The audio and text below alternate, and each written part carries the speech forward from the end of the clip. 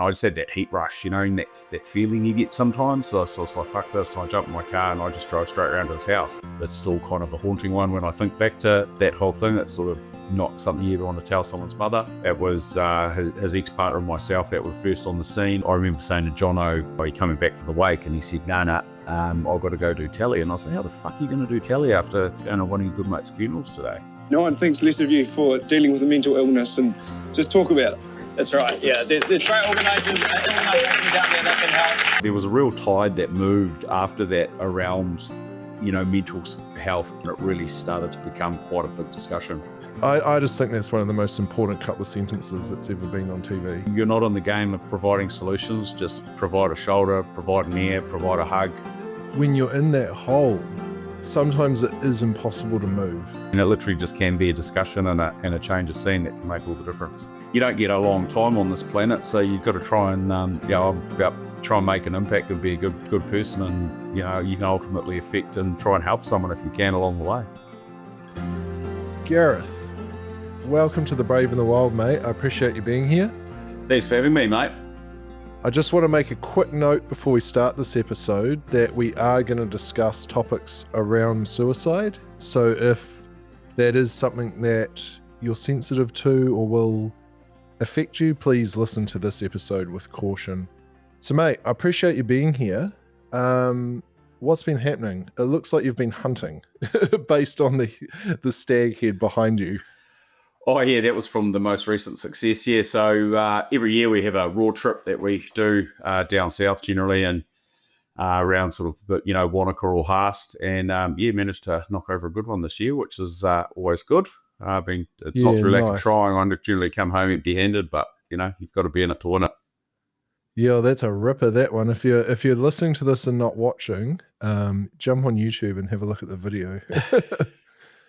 Yeah, running out of space in my office actually for some of these things. I've actually not allowed them at home anymore, so that's why they're turning up at the factory. So I think I sent a message on the inReach to the wife to say that I was successful, but she said great, no more heads, I think was the response. So yeah, nice. And did you get some good feeds out of that one? Yeah, still working through a few of those back steaks actually. Yeah, they were quite tasty. So yep. Yeah, must have been a lot to carry out. It looks big. Yeah, you've got knives. You cut them down into smaller packages, Timmy, don't you? Well, if anyone's got knives, you do.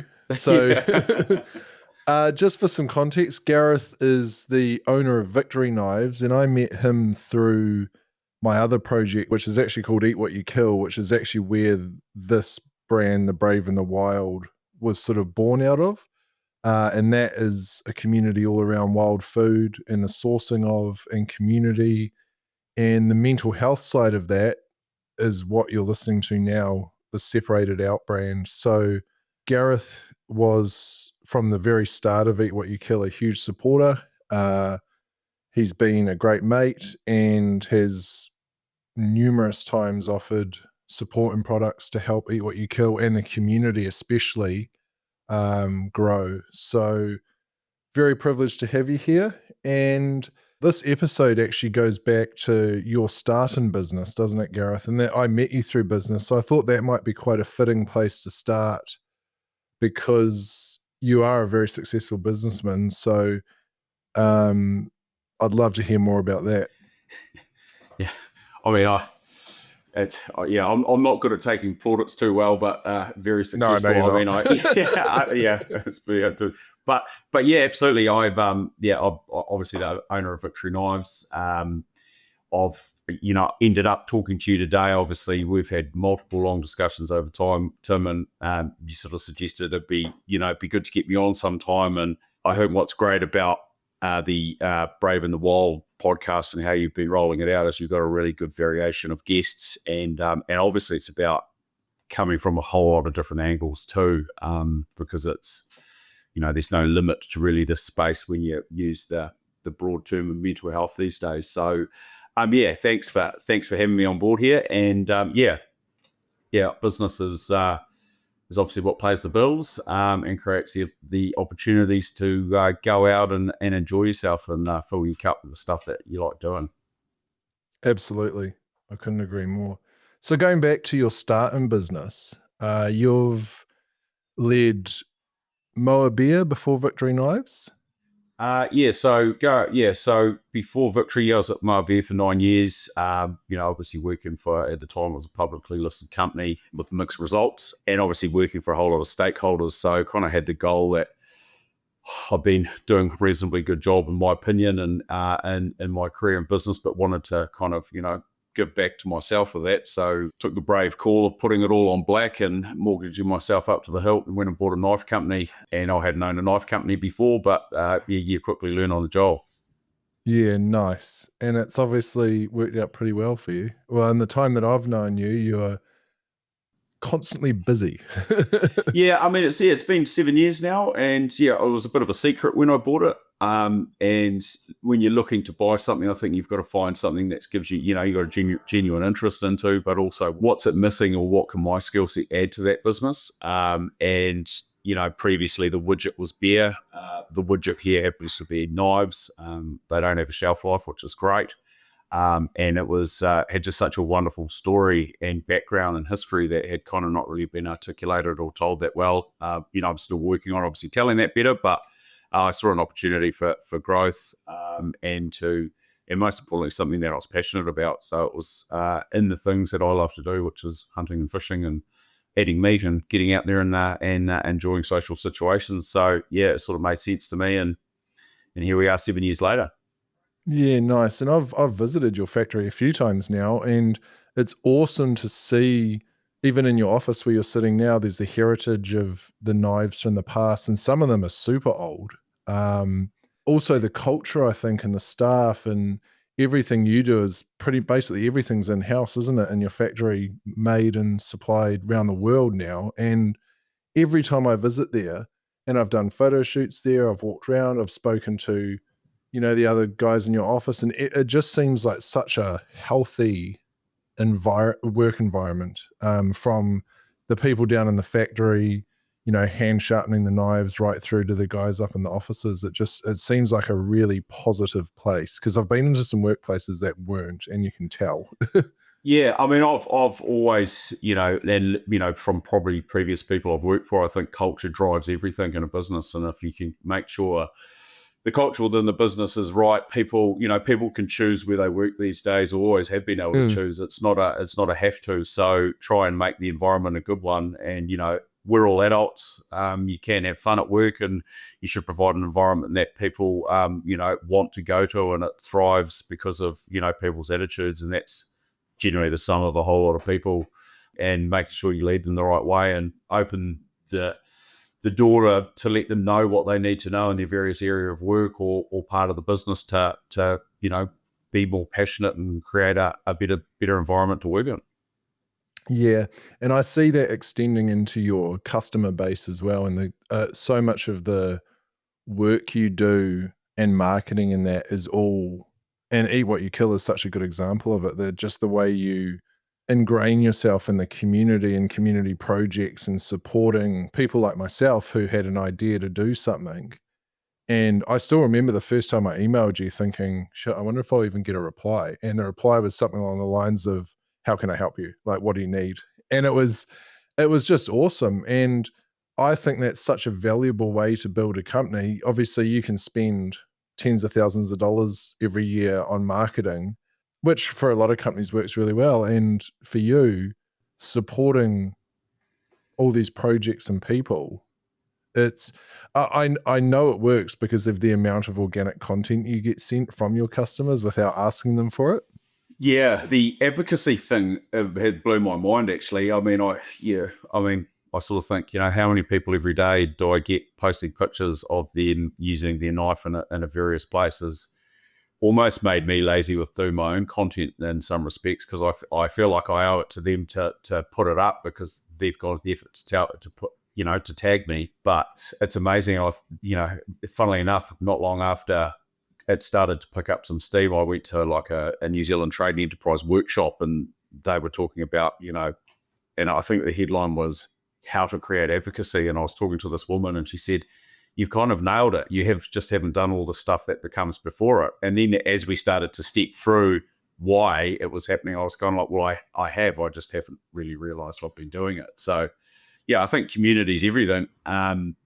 be it a brand, be it a group, or, Brave in the Wilds, and just another example, or Eat What You Kill. It's all about community, and, there is people are able to get along, and there's a common theme of interest, which drives that community. And, knives are pretty broad, but obviously quite well used on a daily basis around the world, from buttering your bread to cutting the head off a stag or whatever it might be.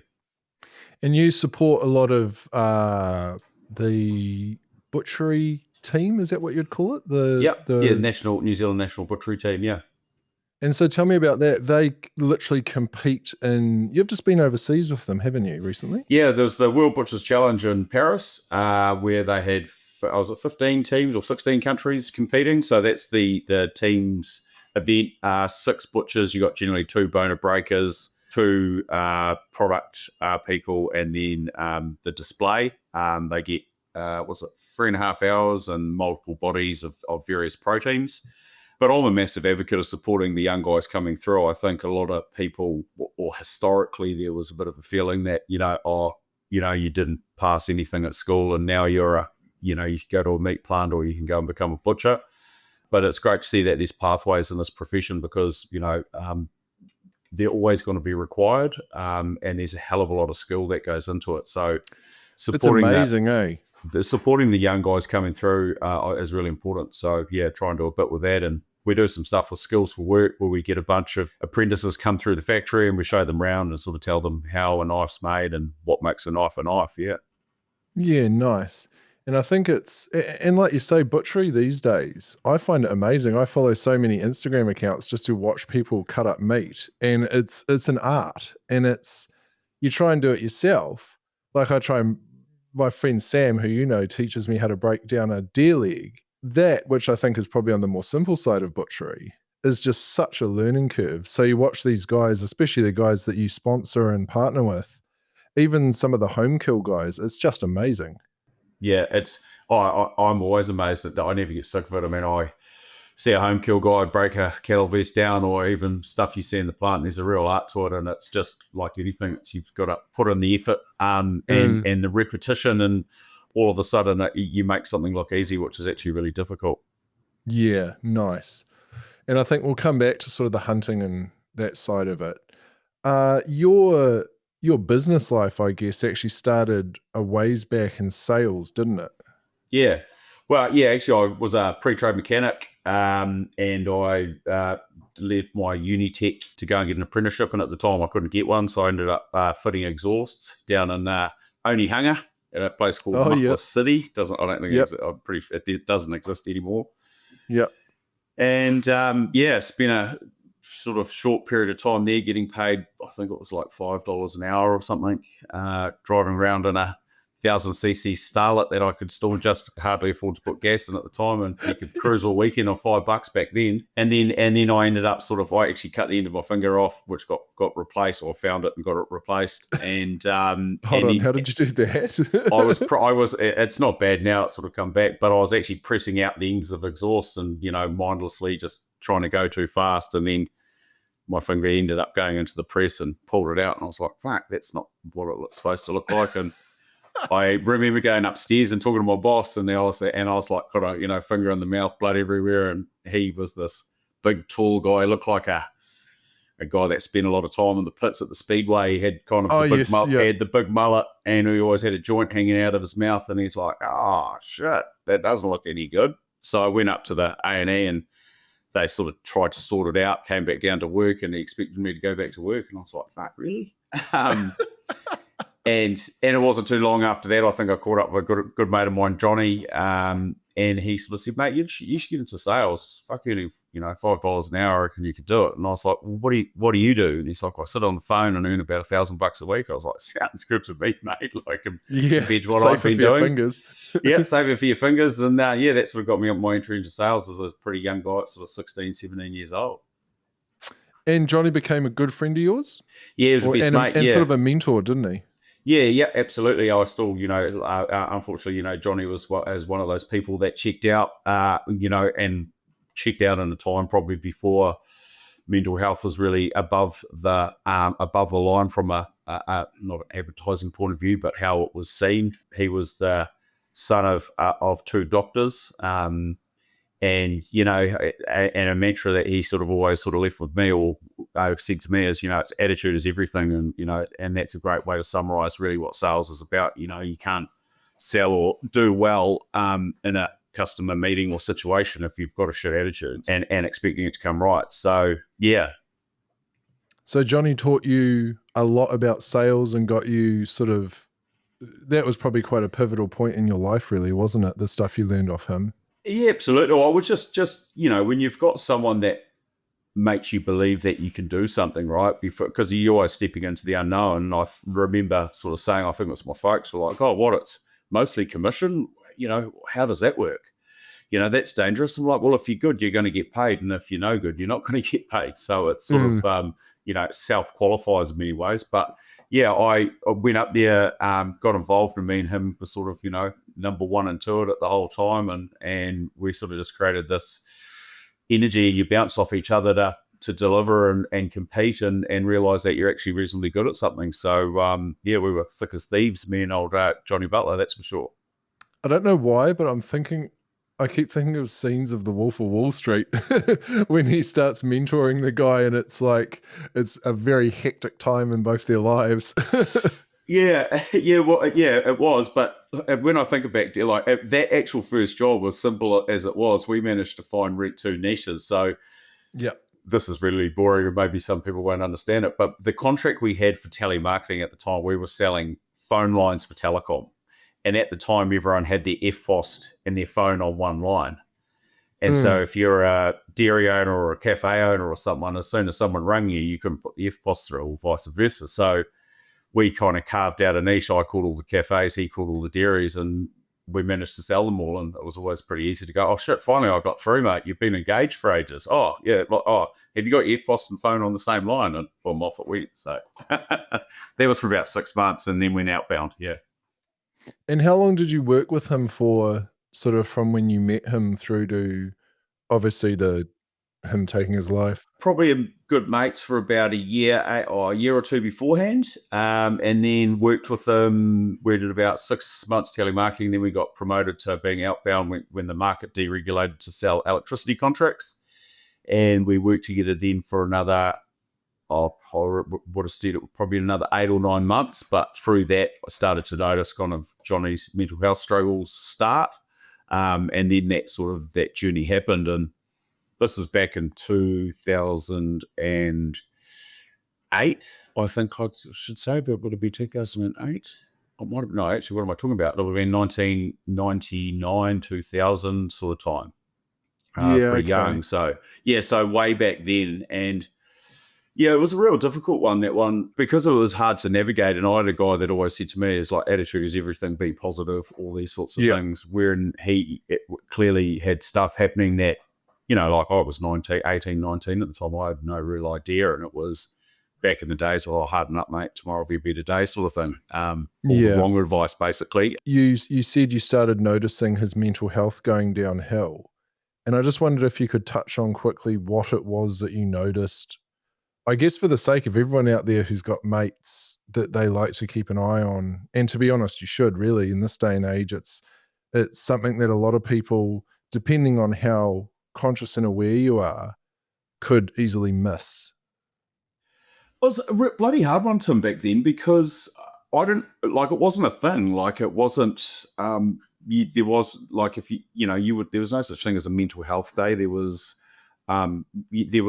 nothing around it. So you could tell from a work point of view, he'd dropped the ball there big time. Like, he wasn't making the sales calls, he wasn't doing the basic stuff. So it was just that general application thing, the energy and drive, and just started to exclude himself a little bit more from the social situations. And that sort of became, one of those things you'd start to notice, drinking too much, all that kind of stuff, just all of but there was so much about that experience in my life that I learned more about later, because I was probably too young to really understand it back then. Not so much to understand it. It just, just didn't have a world around it that it sort of does now.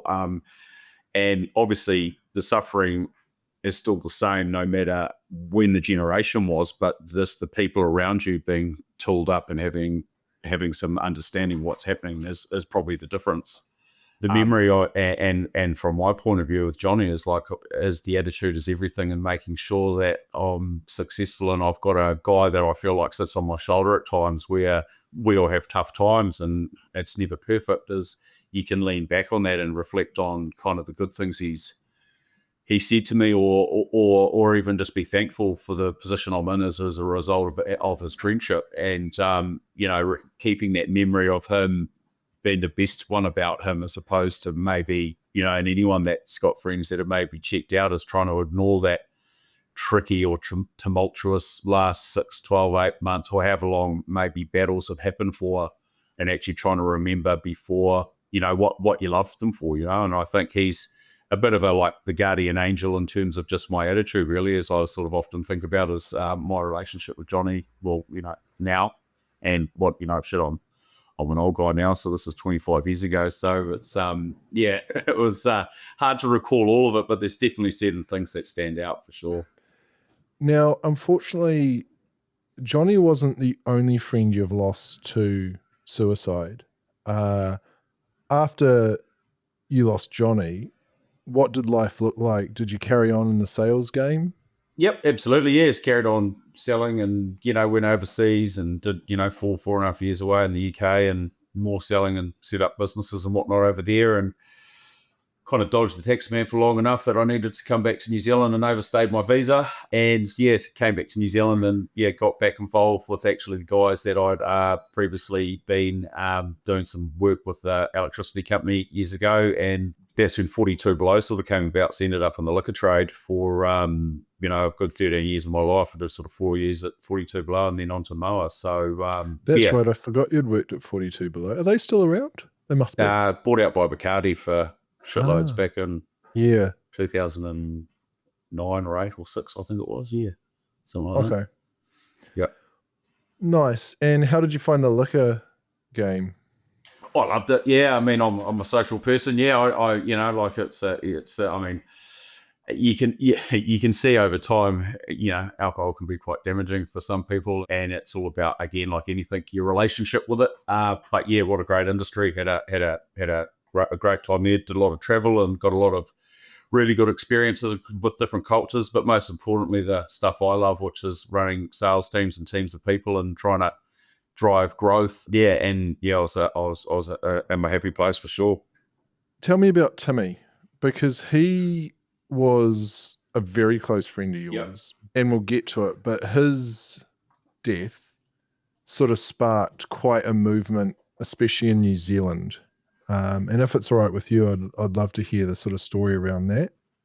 Yeah, so great mates from, school days. So obviously me being a bunch of quite tight friends, all sort of in the same class together, went through the same school, and we all had different jobs and places we ended up with. I was in sales, and he was a plumber, and he worked with another good mate of ours who was a plumber, and we flatted together. We raced dirt bikes together and motorbikes and everything. So there was always something going on, and hunting and whatnot. So he, if you ever met the guy, probably he was that life of the party. You would remember him if you met him. He's one of those people, and unfortunately, there's a real common theme I find with some of those that aren't sort of with us anymore, or those people that end up maybe taking that route is that. And he sort of started to go through struggles, and I spent a lot of time talking to him through these struggles, and I remember him saying to him, I'd never go and fucking do what Johnny did, blah blah blah. Because I sort of checked in with him on that one. There's no way.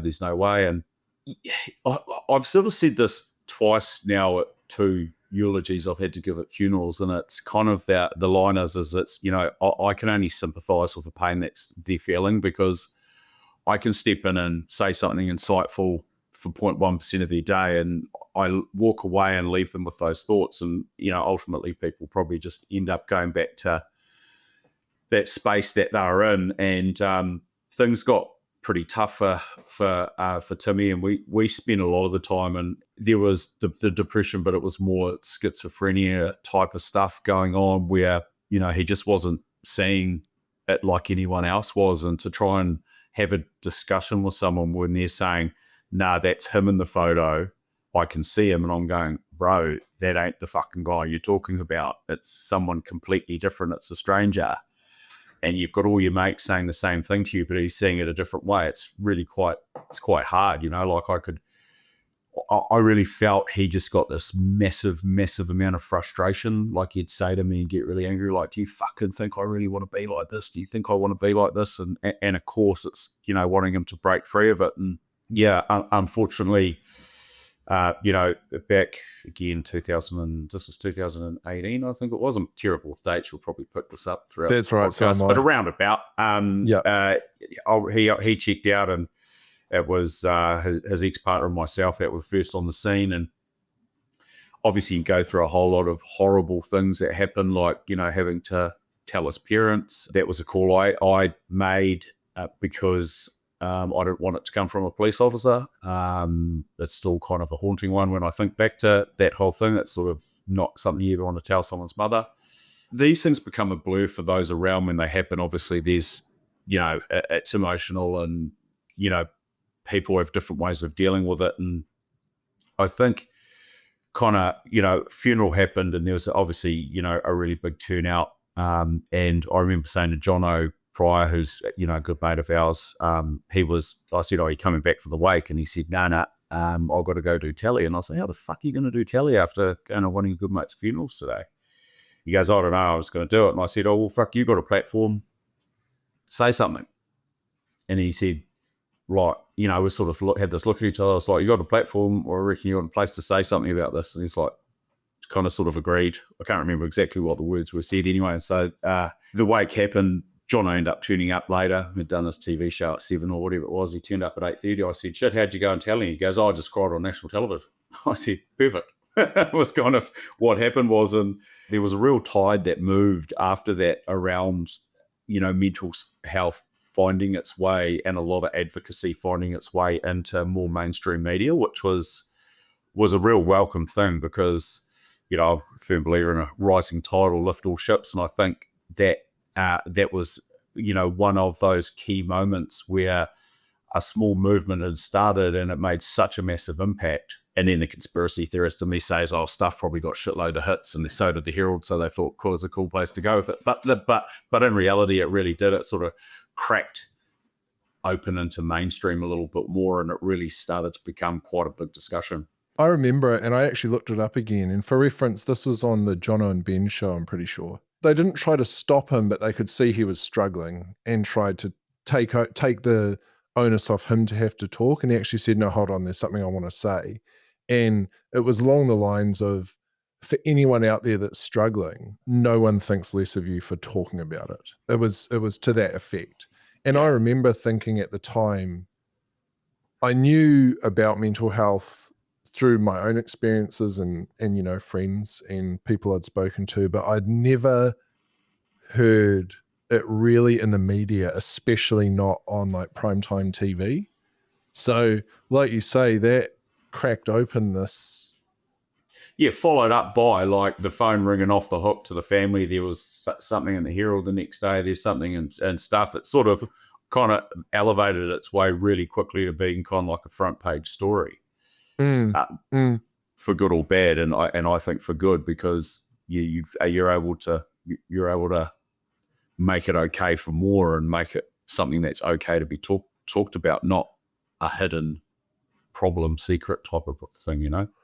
I think also because it came from a man, and men especially back then, it was a very taboo subject almost. So to see this bright, funny, confident TV personality that everyone knew quite well break down and say that couple of really important sentences on the back of you suggesting to him, you know what, like, you've got this nationwide platform rather, and probably not even thinking of the fact that that clip would end up everywhere on YouTube, social media, all that stuff. I just think that's one of the most important couple of sentences that's ever been on TV. Yeah, I had no idea that's how it was going to go. I was just more amazed that he could go and do a TV show after going to a mate's funeral. And then I said, "All right, you know, my kind of practical thinking is, oh, well, you've got a platform, say something." And the fact that it was so genuine and raw and delivered in such a raw way, and he just let it go, and it resonated, and just it was really cool. Not really cool from.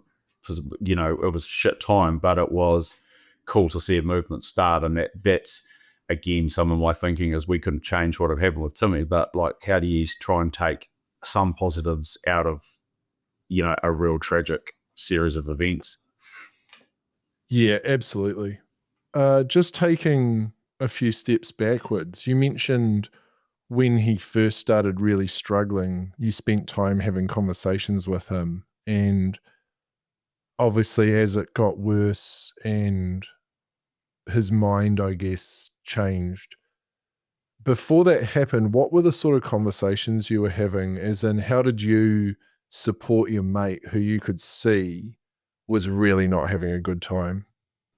People have got this propensity to always try and look for a solution, and I think it's a real non-solution based discussion. It sounds obvious. It's about being present and there. I mean, like, if you ask me something, I'll most likely want to give you an answer, but it's not about that. It's about just being there and trying to really get on the side of, you know, hey, you know, whether or not you're mirroring or what, hey, I really understand. I can't quite understand how horrible this is for you, but just know that I'm here and I care. And, you know, that as far as the solution might be is, let's take you out of this environment, go for a walk, or let's go and do something different, as opposed to flat out the whole time trying to offer, oh, you'll come right, or tomorrow, you know, like, because all the parts of me want to say that is tomorrow's going to be a new day, you know, you wake up, it could be better, and all the rest of it. It's just really trying to peel that actually back and just saying, hey, I'm here for you, mate, and I care about you.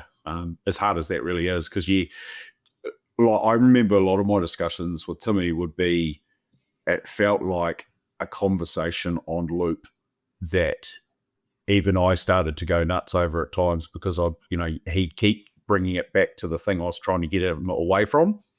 And he would always end up back there, and that was, you know, and I think a lot of that's just the sickness ultimately, you know, driving it, as opposed to the personality of the guy that, you know, I knew and loved, yeah. And I think that's an important note, right? It can be stressful looking after someone who's struggling as well, and you have to look after yourself and have that patience. And it's something that's come through actually in almost all of my last few podcast episodes, that being present rather than trying to offer a fix. In a lot of cases, there is no quick fix, especially that you can offer as an untrained mate. You know, you're not a psychologist or a psychiatrist. You're not a doctor. You don't have those answers, but being present and making sure that even though they are in a really dark place, you're just there, whether it's to listen or go for that walk or whatever, is probably one of the best things you can do, because there's help out there when it gets to the point that it requires professional help. But as a mate, you do what you can do, I think, and that is just being present. And that's actually something that's come through. Mutually available at all times, and most of the time when you're in the position, and you probably speak better than me, Tim, but you're not the one wanting to ring me. But there's that thumbs up again. But I know I've got to keep being available, you know, and that's not by pressurizing. It's just by, hey man, thought about you. Shall I swing by for a coffee later? Or, hey, should we go and do that walk? Or what about that round of golf? Or we've been talking about going fishing, let's lock it in. So try and sort of drive it a little bit, as opposed to, because a lot of time you might not even get a response or keep ringing. I mean, you know, you've got to be there for your friends, and it's right. Just being there and present with it. I mean, the same analogy can probably be made to, you know, your last potty, which was also a really good one, is, you know, from that grief perspective, where, in a moment of grief, there's a funeral, and then a whole lot of people turn up. There's loads of support, friends, family that have come from all over the place, and then next day, boom, 2 days later, they'll dribble out and leave, and then people have that big crash, like they're kind of feeling okay and supported, and when they've got people around, but then a week later, they're kind of like, oh, here I am. No one's around now. And that's when some of those tougher feelings probably start to come out. So yeah, just being present, being available to them, and trying just to keep getting in front of them to see if you can help and be there. Do you think you're the person in your group of friends, whether it's now or back then, that is the helper? Like you, I can tell you're a very strong person. Are you the one in your group of friends that people come to for help, or that you naturally just offer the help? I think I'm always quick to offer it, and maybe to recognise it, but also, I don't know, maybe at times they'll come to me as group leader. I mean, I'm pretty easy to talk to, and I like talking. So I now, like I've got experience of this over a span of 25 years now, and the two, like if I take the Johnny and Tim thing, we're in two completely different ways the world saw that. What you're doing, what everyone's doing in the space, I think is just an amazing thing, because there's a whole new generation coming through that don't have to have suffering in silence, whether or not that's the right word for it, or it is okay to talk about it or bring it out. I mean, I just make myself available to people. I'm often the guy that I go, oh, I thought about you the other day, but then I ring you. As opposed to I just thought about you, because it's like, well, thanks, but you did fuck all about it. Like, I think I said that to you the other day. I said, fuck, I was thinking about you, Tim, so I've rung you. Hey, man, we ended up speaking for half an hour. That's just the sort of guy I am. I mean, I thought about my mother the other day driving down the road after listening to the podcast, most recent one that you did on grief, and I was like, fuck, I'll ring it. Like it's just that's the sort of the way I am. So I don't know. You don't get a long time on this planet, so you've got to try and try and make an impact and be a good person, and you can ultimately affect and try and help someone if you can along the way. So putting aside all the help you offered others, how did you work through the grief of losing, multiple good friends, really? What did you need and what did you ask for? And how did you help yourself, I guess? It's a hard question to answer, because everyone would go, and so how are you? And I go, I'm all right. You've been through a lot lately. And I had him.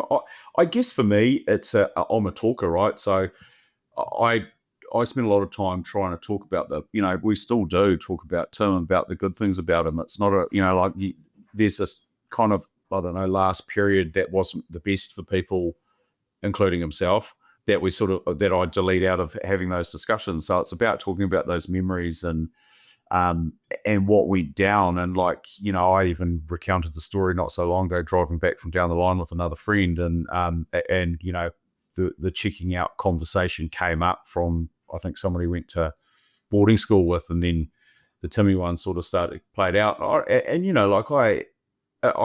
talk it through. I'm a sort of it wasn't my decision, it was his, but there's a whole lot of circumstances around why that he made that decision, and I'm not going to sit here and say I agree with them, but if I'd have been in his space where it was really actually that bad, then part of me goes, like, the guy's not having a really good time and he was so miles away from where he wanted to be. I'm not saying it's a solution at all.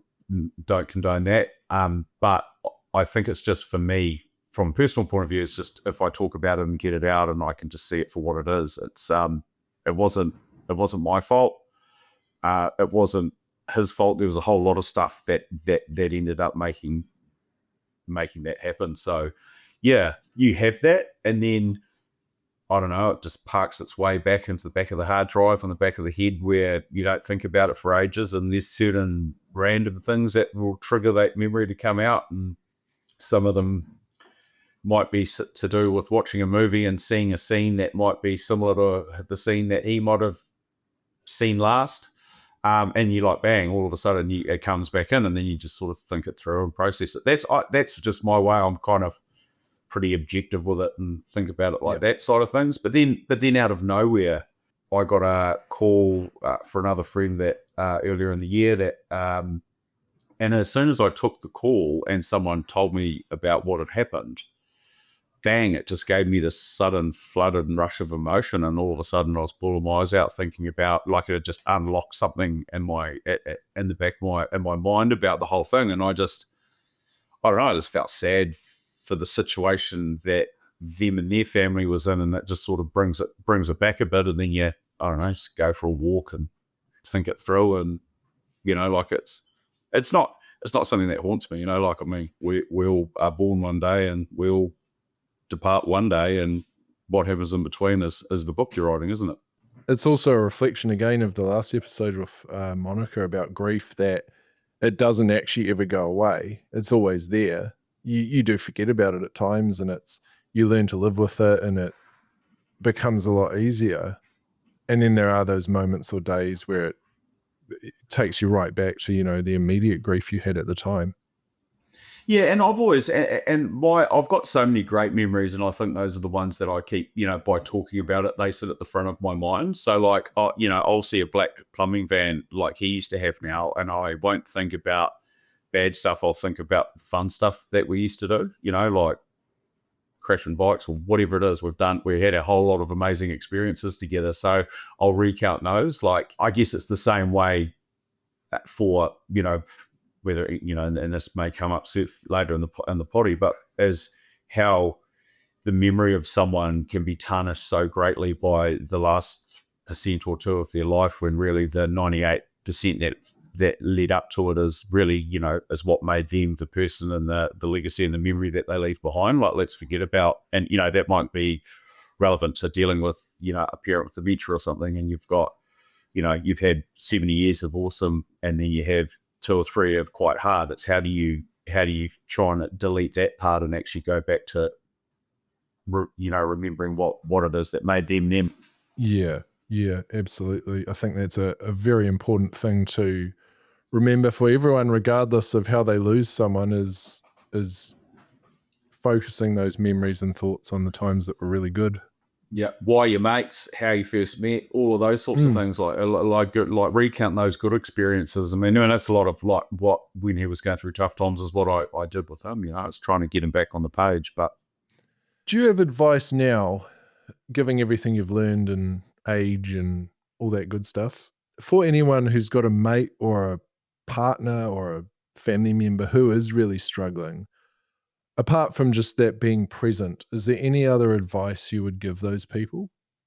I think mostly, though, is, and I'm a bit of a stickler for it goes 2 ways, right? Like, I get it's tough, and I get you can't get to that place because everything's difficult, but you've also got to do a little bit for yourself to try and make it better. And I've heard you reference this multiple times, like it's those, I've got daily non-negotiables, everyone should, but it's how do you put some structure or a thing into your day that brings you just a little bit of joy. So the hardest thing is to be observing someone going through tough times, but just doing zero about it. And I know they don't want to, and it's the most hardest thing to do. But the advice is, as the friend or the partner or the loved one, is just to initiate that in some way, shape, or form. And it might just be dragging them out of the house into the car to go down to the beach to smell the sea air and watch the sunrise, or, like, help them help themselves. Yeah, I mean, I've had discussions with multiple people, and that are having struggles, and it's like, and I'd say to them, explain it to me, like, explain to me why, like, and I remember Johnny saying to me once, imagine you're lying on the couch and you really desperately needed to go for a piss, but you want to get up to go for a piss, but there's something telling you that you just can't do it, like, to this level. I'm like, really? Like, to that level? And he's like, that becomes fucking impossible. I'm like, wow, like, okay, like, he's like, any thought that you have in your head that's marginally positive, it just gets crushed by something internally. You can't do anything about it. So enable some better environments by being there to help. And that might just be throwing them in the car, taking them for a round of golf, kicking a footy, just taking them outside of whatever's not working for them right now. So that would be the proactive side, because often they don't want to hear from you, or the words aren't going to matter. And, it could be an hour and a half walk down the beach and no words are said. That's completely fine. And I think it's that creating movement is such a big piece of the puzzle because like you said that Johnny had communicated to you, when you're in that hole, sometimes it is impossible to move under your own steam. So having someone come round and say, let's go to the beach, and I'm not asking. It's like, jump on the cart. It's like tough love in a way. And as a group of mates, you obviously had a close group of friends. Did you come together as friends to process it? Oh, yes. And again, everyone's a little bit different, but still to this day, we talk about it all the time. There wouldn't be a catch up with mates where it doesn't come up, and his memory is shared, and it's the stuff that stands out in the memory of a person is the things that made them what they are, and often in this particular case is the last parts are maybe parts you probably don't want to remember too much about them because it's not what defined them. So you still honor him just with conversation as Absolutely, groups of friends, really? Yeah, I've got I bought his old motorbike off a family and rebuilt it, and it sits in my garage, and there's a bit of a showpiece. It still goes, and it's just a memory to him. And every time I look at that, I think of the amazing memories that I had, being a clown, white knuckle rides around the North Island doing stuff we shouldn't have done. So, but it puts a smile on my face. Nice, I like that. And from that tragedy, I guess, you created a charitable trust called Wood for the Trees. And I know that over the years, through that trust and through Victory Knives, actually, you've done a lot of work in whether it's sponsorship or involvement or partnership in mental health, communications of all sorts, whether it's in the community, initiatives like I was doing I know you've done a lot with the Rock radio station and their mental health work. Well, not so much that on that side, more like, the Wood for the Trees is that we would raise money and the committee would grant it out to community-based driven mental health initiatives. And, obviously I Am Hope got money out of us ages ago before we gave money to I Am Hope ages ago before even Gumboot Friday was around and Mike was kicking off. We raffled off some Harleys. We did events, but the idea, funnily enough, it's sort of gone full circle. We sort of closed it up not long ago. It spent, we'd been going for 7 or 8 years, and the idea came from, days after Tim's death. I ended up going to, it was like a CEO summit, and I was like, I'll go to it because my mind's in a million places. And I was sort of sitting there zoning in and out of people talking and whatever I took in that day. And then I just had this kind of weird epiphany about Wood for the Trees and about, why is everything out there, the ambulance at the bottom of the cliff, like what are we doing to be proactive? And the whole idea of the name Wood for the Trees actually is, what it means is if you're not seeing the wood for the trees, is you're sweating over the little details without seeing the bigger picture. And kind of broadly, that is quite a good summary of mental health in some ways, because in many ways, because people are focusing on this tiny little thing without looking at the bigger picture. So that's sort of, we got a committee together and did some events, and the whole idea of that was around checking in on your friends and being proactive.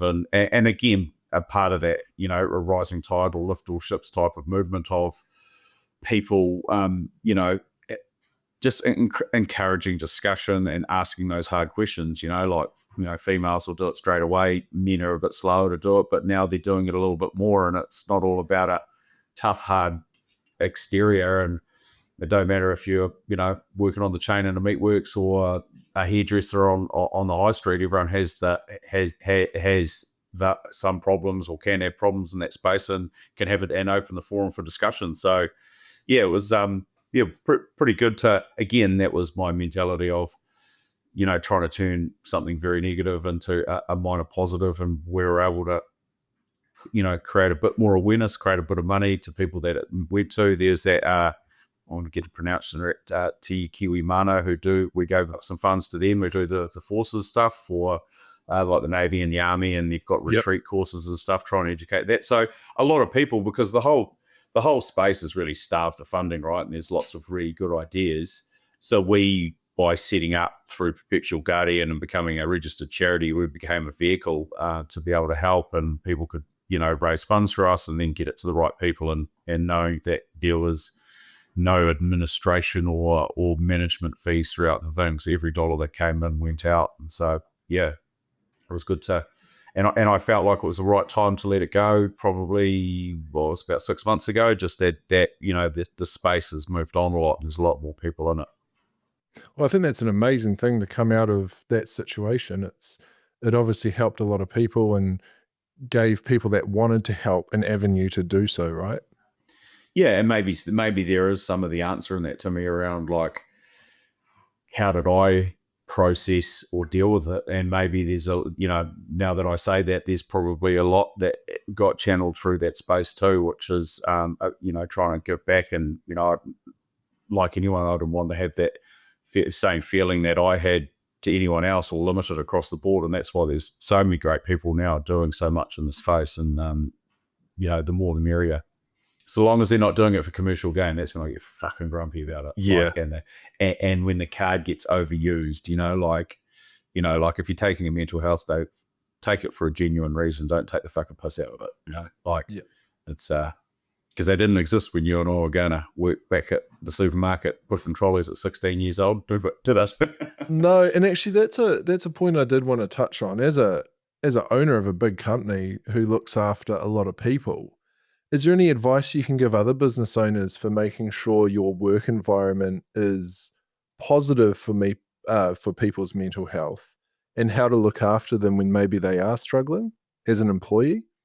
I think it's about it's humility and knowing people, right? Like, I think you can ask questions and create examples around what's important. It should be family first. And I get that kids are going to be sick and need to be picked up from school because they stubbed a toe or fell off the playground or need to go and get their teeth looked at, whatever it might be.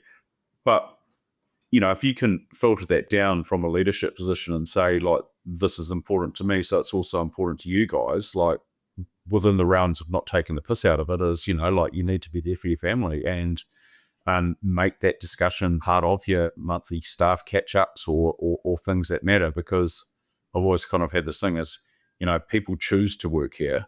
They don't have to work here. So think about that when you're in your job or a situation. And I get you need money and there's pressures in life, but ultimately there are a lot of places you can go and work out there. So sometimes, making a jump somewhere else might be the best thing you ever did if you don't feel like, it's filling your cup with any form of happiness going to work every day, or if it becomes too difficult. Yeah, like I say, I think that's awesome advice. And when I've come into your factory and it's reflected in the photos I've taken there, everyone's smiling. And it's, no matter what they're doing, they all just seem like such a happy bunch.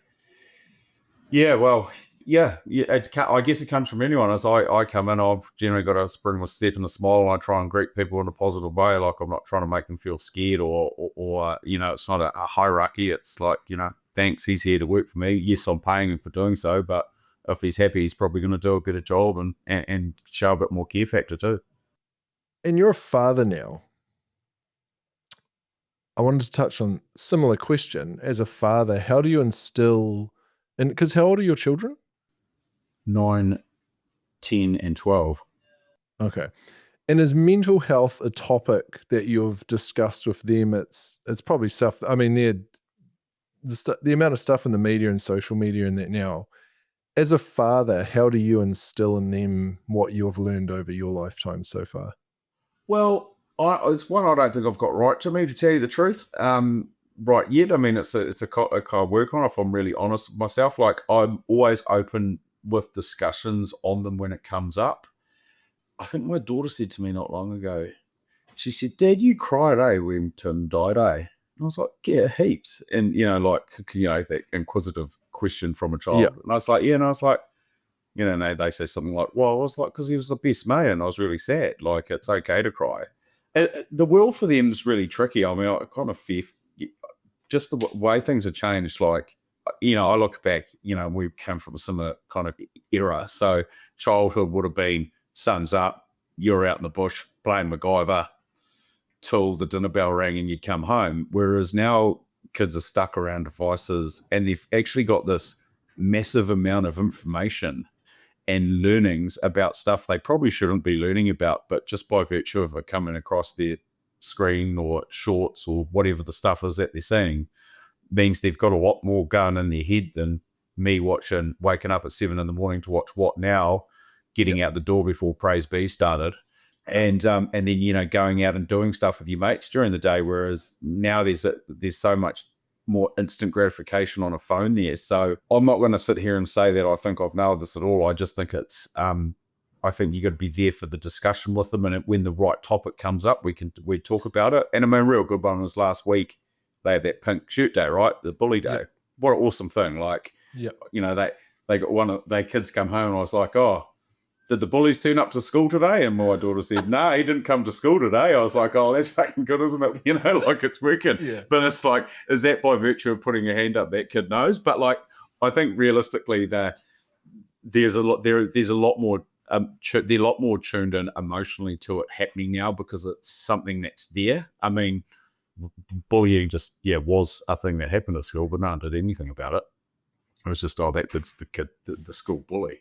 Like, they were labelled, and stay away from him. He'll pinch your lunch. So, still a work on Timmy. I just think with parents as when they sit down and start being inquisitive, and the door opens to ask the question or have the discussion on it, it's a really good time to have some of those learnings and maybe try and share it. So, I'm not going to sit here and say I've got that part nailed at all.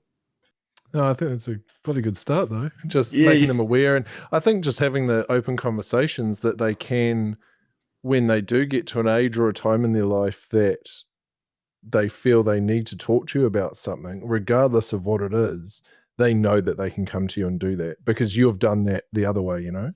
And kids are funny, right? Because like, and it will come absolutely out of nowhere. And I think my oldest boy said it to me, but try, you know, like not prefaced by anything. He goes, hey, so Deb, why did Tim do that? And what? I'm talking about something totally different. The topic hasn't come up for months. And I sort of go, and then you start trying to talk them through it. And that's just be ready is really what I'd say, because there doesn't seem to be a whole lot of rhyme or reason at time. And literally they'll just come out of left field and hit you with that question. And then all of a sudden you kind of, so they're like, I suppose it's be open to the cues of where you could have that chat, because often it's initiated by a line of questioning by them and it's your chance to get in there. But again, ultimately the learning for me is being the parent, being the one telling them that you love them, you care for them, and that you're there for them, you know, because, you know, then, and being available for those chats, it's going to help out. Yeah, nice. I like that. And to quickly flip the lid on this conversation and to touch on a conversation we had, a couple of months ago, I think, when I was parked outside the barber, and we ended up yarning for like 45 minutes about, we were discussing mental health in general, but the roles around the reversal of roles when you start looking after your parents. And I thought that was such an insightful conversation that I'd bring it up now, because I think it would be valuable to other people as well. Well, and I only literally had that thought days beforehand, just because of, you know, something had been going on and with my folks. And I think life happens quickly, and you all of a sudden, you know, like, your parents, and then one day, like, you're called on to do the parenting job on your parents for a whole host of different reasons. And many people will have been through this or will probably go through it, and having to go, you know, like, you know, my mum's got secondary cancer, which she's doing a really good job at fighting, super positive, you know, living for the day, all that sort of stuff, which is really important, and the stuff we try and talk about. And, you know, she doesn't want to be treated like a victim, and, oh, how are you? And, you know, that's why she's not out screaming it from the rooftops about, you know, where she's at. And that's her. And I really appreciate that, because, you know, she's, I don't want to be a fucking patient, you know, I don't want to be a patient. And I'm on board with that. And then the old man's having a few, you know, elderly sort of neuro sort of challenges that we're working through. So then all of a sudden you've got, you know, a discussion where I'm around talking to them, and I'm sitting them down and saying, hey, how are you guys attacking this? How are you guys attacking this? And you know, the old man's like, fucking, when did you get so wise?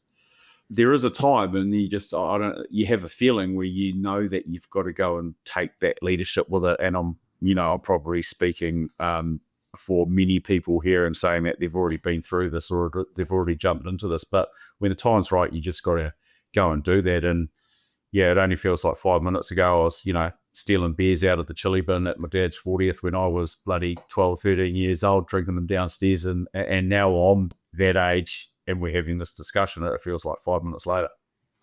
And how are you facilitating those conversations, which effectively is going to nurture their mental health and wellness, when it's with someone that has always been your sort of guardian?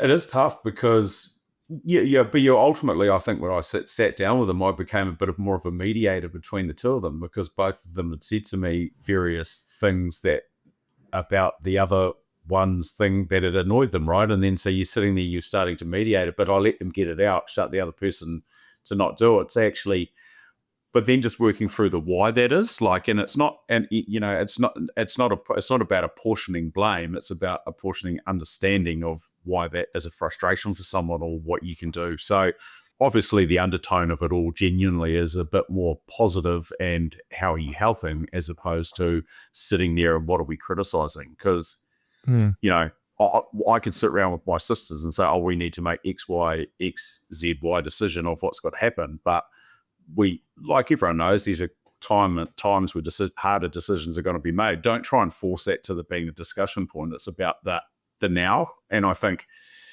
as you get older, it probably gets, I'm more aware of it, but living for the now, like, let's not worry about tomorrow. Let's make today really good. And then we can, make tomorrow good too. So, nice. Yeah. And you touched on before your non-negotiables, which I know you're a big believer in and something you still carry through to today. Can you tell me about some of them, what you do in a day-to-day life as, a man who's been through not only losing these two friends, there's actually been 4, hasn't there, in total? Yeah, over the years, yep. So, as a man now, a father, a son, who's had these life experiences, who is busy running a business, busy traveling, all that good and bad stuff, what do you do on a day-to-day basis to make sure you can show up every day for yourself, but also the other people that rely on you? Yeah, I've just got non-negotiables for me on a daily basis that make me function better. So, and I notice it if I ever drop the ball and do it. So I wake up at 4:30 every morning. People call me a psycho. That's fine.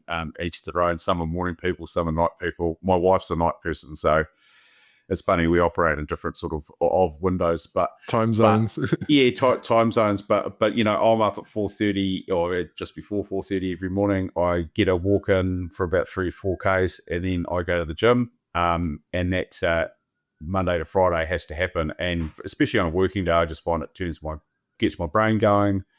The getting up early bit's good. I felt like years ago that, as you get kids and a whole lot of demands on you, there was really little time where I didn't have noise in my day. And I can tell you it's pretty quiet at 4:30 in the morning. So not many people ring you. And if they do, they're kind of weirdos like me. Like, oh, fuck, you're right. Go ahead.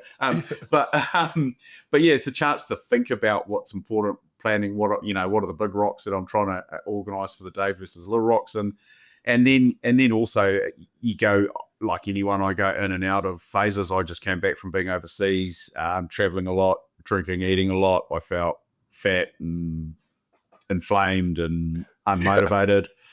And, I've been off the booze now for about 3 or 4 weeks, back eating just meat, which is pretty much what I like to eat, carnivore style diet, and feel heaps better. My bloody sore knees, not as bloody sore anymore. But I think if, that's to me the celebrating the little wins. If I can tick off those little wins in the day, like even before, I'm driving to work at 6:30, 7 o'clock, and I've already won. I've already done some stuff, and that's and I think that's really important. And that's where structure, or it's the same discussion I had with my dad. Is what are you doing to help yourself? What are your non-negotiables? Like if it's a walk, 10 press ups, and a cup of tea looking at the river that you want to look at or whatever, that's great. They may look different to everybody, and some it could be as simple as 1 page of a book or reading a verse of the Bible, whatever you're into.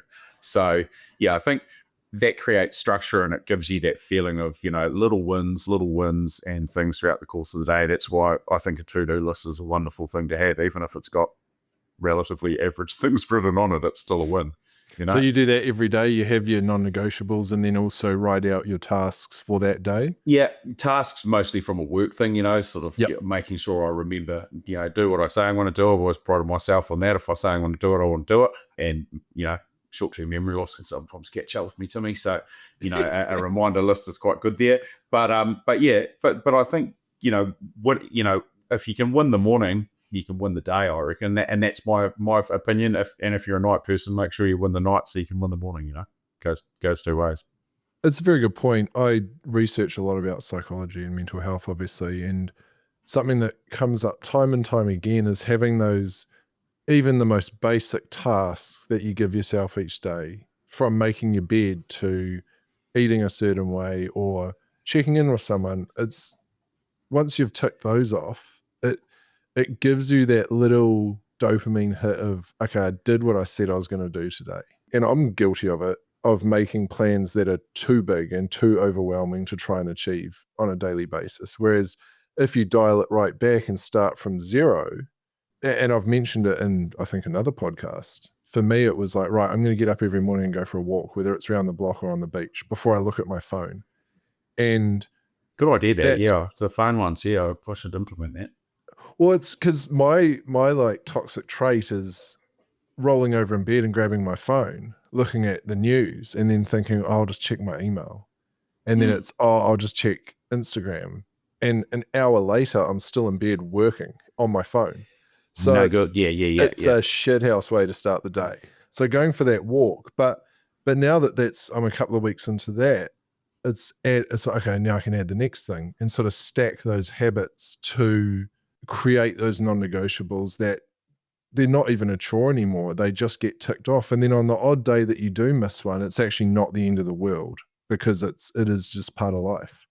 Yeah, I just notice how mentally dialed in I am or not. Like if I miss the gym for whatever the reason, I just don't. I sort of get to work and it's sort of like I saw I'm kind of woken up and got into stuff. That's just me. But it's that purpose, right? Like just a little bit of purpose, and that purpose can be so small. And that's, again, part of discussions that I've had with folks or anyone, having a mental health struggle is just little bits of purpose. They just create that little spark.